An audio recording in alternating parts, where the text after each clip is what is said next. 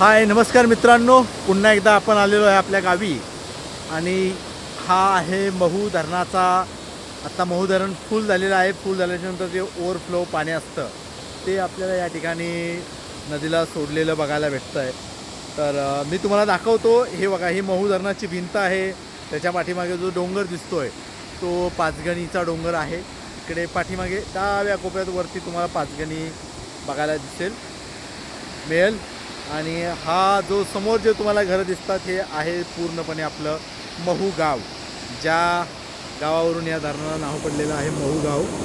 तर या लोकेशनवरून इथून आपल्याला संपूर्णपणे ही महू गावची शाळेची असलेली टाकी आपल्याला दिसते. त्यानंतर हा जो आहे हा रामधनींचा बंगला या ठिकाणी आपल्याला दिसतोय.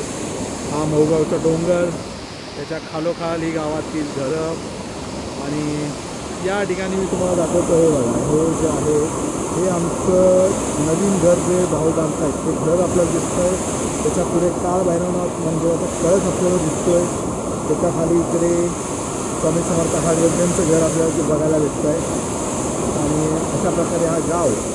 आणि ती बघा, त्याच्यानंतर आपण इथे येऊया. जे धरणाचं पाणी सोडलेलं आहे हे पाणी अशा प्रकारे इथून हे नदीला जाऊन मिळतं. आणि नदीच्या